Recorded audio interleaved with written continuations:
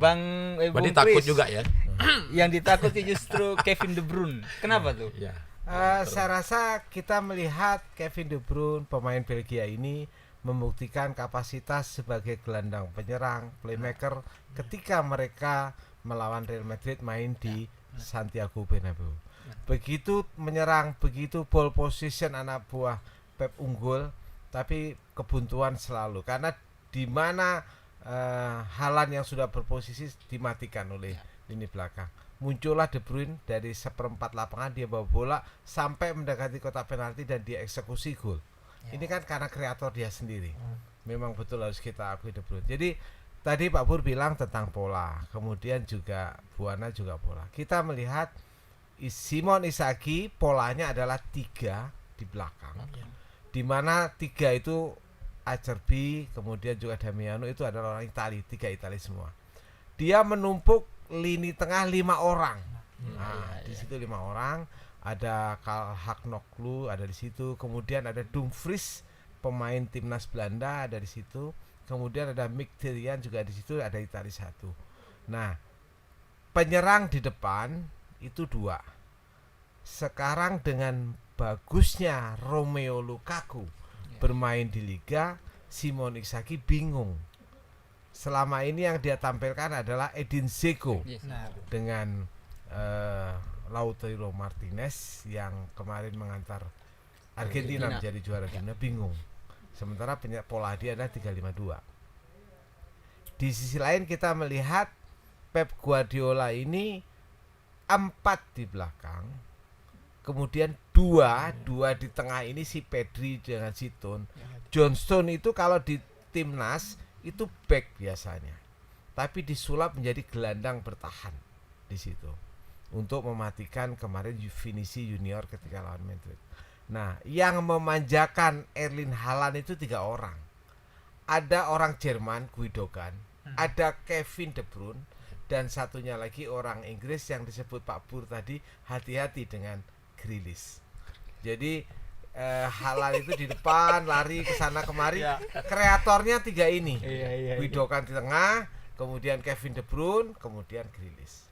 Nah, menghadapi tim nanti Inter kan dia 2 striker. 2 striker otomatis karena tembok kuartet 4 otomatis kiri dan kanan Kylian Walker itu bisa mengganti posisi Bernardo Silva naik ke atas, atau mungkin di sisi lain sebelah kanan Akanji itu pemain Swiss itu juga bisa naik ke atas. Nah, salah satu tipe 3 di belakang adalah ketika menghadapi winger-winger yang kenceng-kenceng macam Silva, macam Grealish, macam De Bruyne, itu agak kedodoran. Itu kesulitan itu. Bagaimana menghadapi Benfica 3-3 karena wingernya kenceng. Nah, ini kan kita dari sisi pola ya.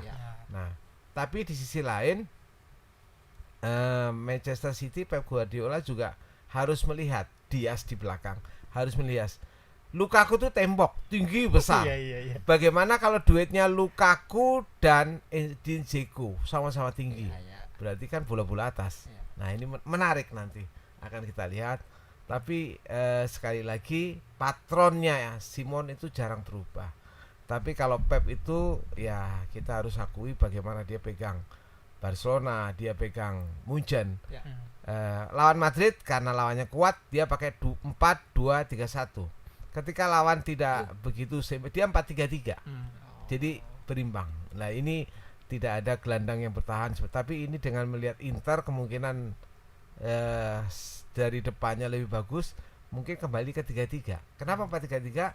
Antara nyerang dan bertahan seimbang. Jadi itu dari sisi pola. Pak Pur dan juga Tribuners Bung Chris, kalau Bang Buana justru menakutkan, takut pada Kevin De Bruyne. Kalau Bang Bur sendiri, apa pemain Inter Milan yang harus diwaspadai secara khusus loh? Ya, paling tidak memang pemain depan seperti Lukaku itu memang kita harus akui kecepatan tingginya, kemudian mungkin menjulang mungkin beberapa tahun kemarin sempat ini ya, sekarang memang on fire ya, itu bisa saja terjadi karena memang itu tadi grafik Inter Milan naik ya gara-gara mungkin Lukaku tidak walaupun umurnya sudah ini ya senior tapi masih dibutuhkan. Jadi memang harus hati-hati dengan Lukaku di samping Lautaro Martinez itu yang memang kemarin membawa Argentina seperti disampaikan tadi.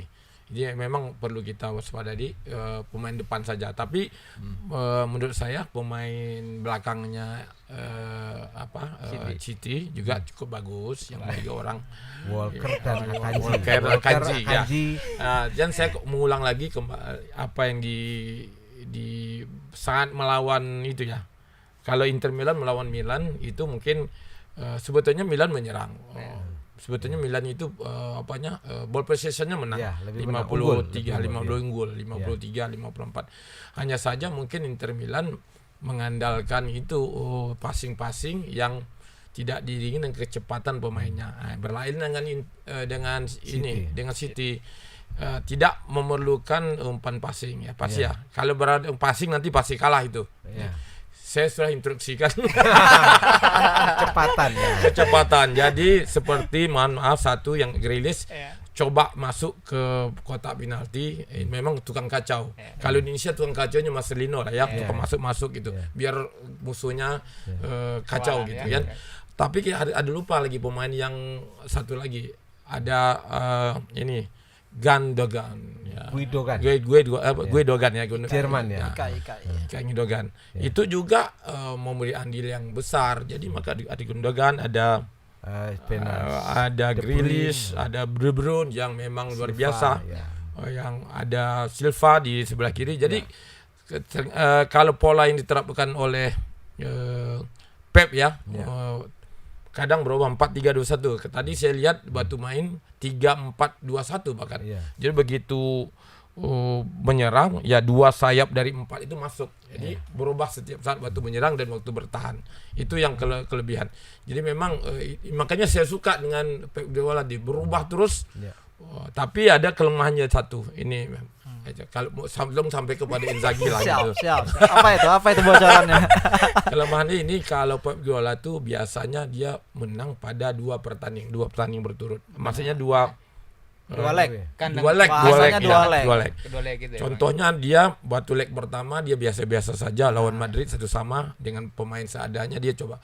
Leg kedua dia dah tahu ini kelemah Madrid, makanya bisa menang 4-0. Tapi ini kan satu pertandingan. Itu kelemahan. Itu kelemahan yang yang dialami oleh Pep. Dia tidak bisa membaca dengan langsung satu pertandingan. Itu saya lihat.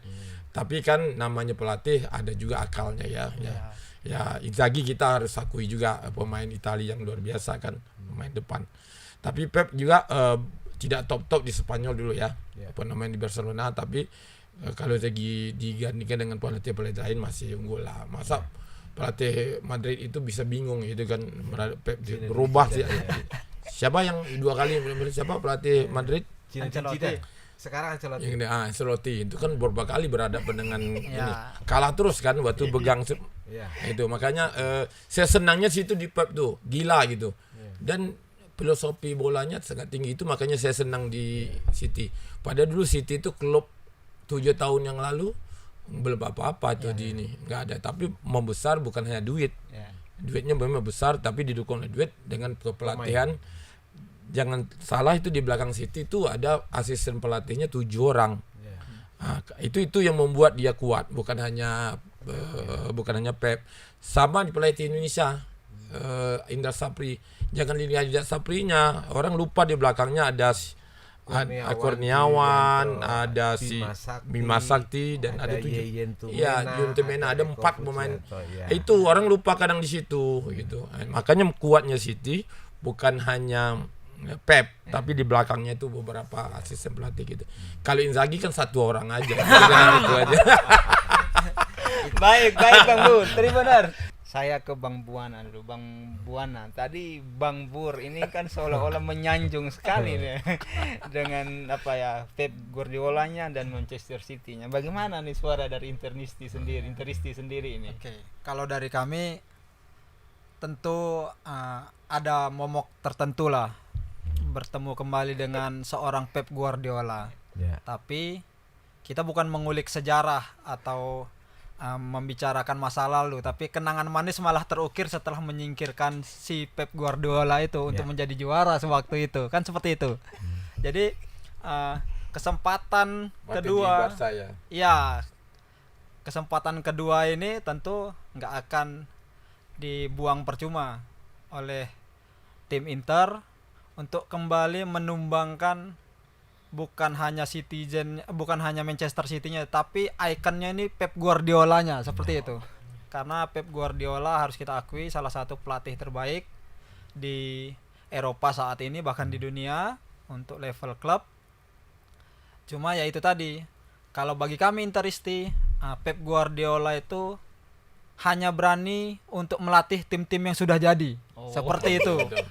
Iya. Kalau dia di Inter atau di Roma belum tentu dia bisa seperti itu, kan seperti itu. Iya. Nah, tapi kalau Mourinho, dia sudah mencoba semua tim, sudah mencoba semua klub, dan hasilnya selalu membawa trofi. Kecuali kemarin waktu di Spurs ya, setelah sampai final dia malah kena pecat, kan seperti itu.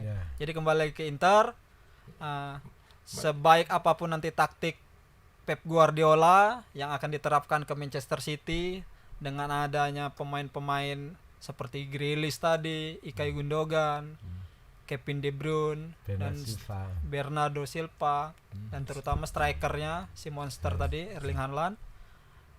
Seorang Simone Inzaghi akan mencoba menerapkan taktik yang mungkin akan menghasilkan sesuatu yang bisa membuat kami Interisti tersenyum di akhir, kan seperti itu.